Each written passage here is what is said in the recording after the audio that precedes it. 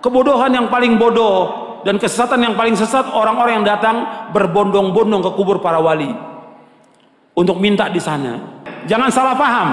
Tolong perhatikan, dengarkan baik-baik. Jangan salah paham.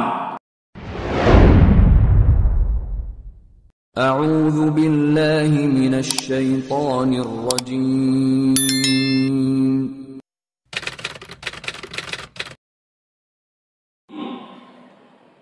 Adalah orang-orang yang berdoa meminta kepada selain Allah. Kenapa mereka masih minta? Di Indonesia ini masih banyak gak orang yang berdoa meminta kepada selain Allah? Banyak. Mereka datang ke kubur-kubur yang dianggap kubur wali songo, dan kuburan yang dianggap keramat oleh mereka, kuburan yang kata mereka mengandung barokah. Nggak ada dalam Islam kuburan yang keramat, kuburan mengandung barokah, nggak ada di muka bumi, tidak ada sama sekali, nggak ada. Kemudian mereka datang ke sana. Seandainya mereka orang soleh, betul orang soleh, nggak bisa mereka mengabulkan doa, nggak bisa. Mereka mendengar pun nggak bisa. Seandainya mereka mendengar kata Allah, nggak bisa menjawab. Kan di sini Allah sebutkan di sini, "Mala yastajibu lahu ilaihi", nggak bisa menjawab, nggak bisa mengabulkan sampai hari kiamat. Makanya kebodohan yang paling bodoh dan kesesatan yang paling sesat orang-orang yang datang berbondong-bondong ke kubur para wali untuk minta di sana. Kalau ziarah kubur boleh. Perhatikan ini, jangan salah paham. Tolong perhatikan, dengarkan baik-baik. Jangan salah paham. Kalau ziarah kubur ke kuburan kaum muslimin boleh.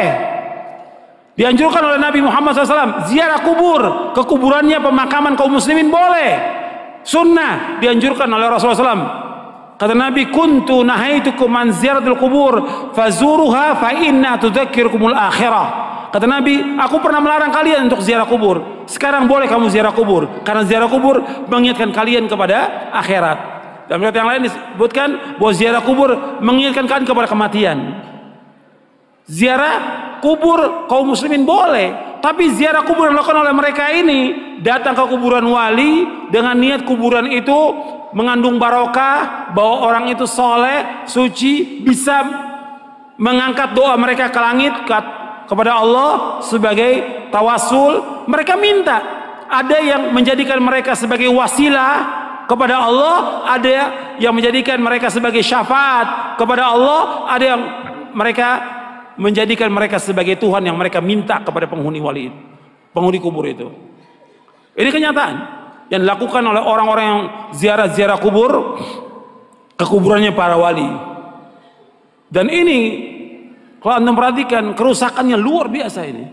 Karena masalah akidah, masalah tauhid, mereka memalingkan ibadah kepada selain Allah yang Allah tidak redha selama-lamanya.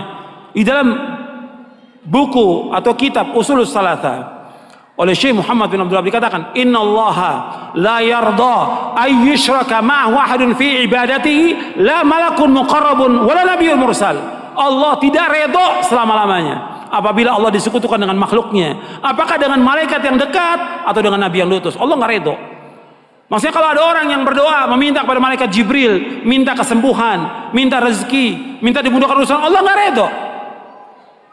Karena malaikat Jibril nggak bisa mengabulkan doa yang mengabulkan doa Allah. Atau kepada nabi yang diutus, orang datang ke kuburannya Nabi Muhammad SAW, minta kepada Nabi Muhammad SAW supaya dimudahkan rezekinya, supaya dimudahkan jodohnya, supaya dagangannya laris, supaya segala macam. Allah nggak redha, nggak redha. Kenapa? Doa itu wajib dipanjatkan dan hanya ditujukan kepada Allah saja, tidak kepada yang lain. Allah nggak redha. Hatta kepada orang yang paling soleh, Nabi Muhammad SAW, orang datang kepada kuburan beliau minta, Allah nggak redha. Makanya nggak ada seorang sahabat pun yang datang ke kuburan Nabi untuk minta sesuatu, tidak ada. Tidak ada seorang sahabat pun radhiyallahu anhum ajmain yang datang ke kuburan Nabi untuk minta sesuatu, tidak ada sama sekali. Mereka berdoa langsung kepada Allah. Begitu juga setelah wafatnya Khulafaur Rasyidin, nggak ada orang datang. Tapi belakangan di abad kedua, ketiga mulai, siapa yang melakukan pertama kali penyembahan kepada kubur yang dikeramatkan pertama kali di muka bumi? Syiah. Pertama kali, laknatullah alaihim. Pertama kali Syiah yang menyesatkan kaum muslimin. Mereka katakan kubur imamnya kemudian kubur Husain mereka sembah, mereka tawaf di situ. Itu pertama kali. Sunnahnya orang Syiah, sunnah sayyi'ah, sunnah jahiliyah yang mereka lakukan. Bukan sunnah hasanah, sunnah sayyi'ah. Mengajak orang untuk menyembah kubur. Setelah itu diikuti oleh apa? Diikuti oleh yang kedua, torekot sufiyah. Yang pertama Syiah, lanatullah alaihim. Yang kedua torekot sufiyah, menganggap bahwa gurunya, syekhnya sebagai wali, sudah mencapai tingkatan yang paling tinggi, sampai datang. Sampai syekhnya mengatakan di buku-buku mereka, di kitab mereka, kalau kamu mengalami kesulitan, kesusahan dan saya sudah mati, kamu datang ke kubur saya, kata mereka begitu. Ini sesat dan menyesatkan kaum muslimin. Anda melihat sekarang tambah banyak orang yang pertama kali mulai kuburan itu disembah, kemudian dibangun kubur di dalam masjid, itulah orang-orang Syiah. Nggak akan bertemu dalam Islam antara kuburan dengan masjid selama-lamanya, tidak akan ketemu dalam Islam. Adapun kuburan Nabi SAW itu di luar masjid.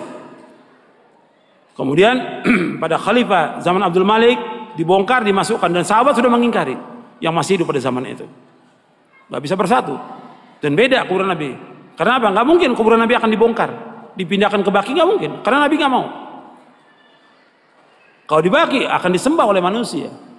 Makanya Nabi dibedakan khusus untuk Nabi, dikuburkan di tempat itu dengan dua sahabatnya, Abu Bakar dan Umar. Adapun kuburan yang lain nggak boleh, nggak bisa bersatu antara masjid dengan kuburan selama-lamanya. Yang pertama kali Syiah. Karena ini perbuatan siapa? Perbuatannya orang-orang Yahudi dan Nasrani. Maka 5 hari menjelang wafatnya Rasulullah mengatakan, la'natullahi 'alal yahudi wan nasara ittakhadhu qubur anbiya'i masajid wa ana anhaakum an dzalik. Mudah-mudahan, kata Nabi SAW, 5 hari menjelang wafat, mudah-mudahan Allah melaknat orang Yahudi dan Nasrani karena mereka menjadikan kubur Nabi mereka sebagai tempat ibadah. Aku larang kalian jangan melakukan seperti mereka. 5 hari menjelang wafat, 5 hari. Terus Nabi ingatkan umatnya, jangan seperti Yahudi, jangan seperti Nasrani yang mereka menjadikan kubur Nabi mereka sebagai tempat ibadah. Aku larang. Kuburan bukan tempat ibadah, kuburan. Dan gak boleh melaksanakan perjalanan ke makam-makam, gak boleh.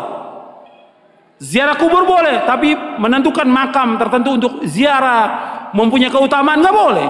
Yang punya keutamaan 3 masjid, masjid aja cuma 3 masjid dari seluruh dunia yang mempunyai keutamaan. Kata Nabi SAW dalam hadis yang sahih, ada di buku ini, la tushaddur rihalu illa ila 3 masajid, masjid hadza wa masjidil haram wa masjidil aqsa. Kata Nabi, nggak boleh mengadakan perjalanan dengan niat ibadah kecuali 3 masjid. Tidak boleh mengadakan perjalanan safar dengan tujuan ibadah kecuali 3 masjid. Pertama masjidku ini, Masjid Nabawi. Yang kedua Masjidil Haram. Yang ketiga Masjidil Aqsa.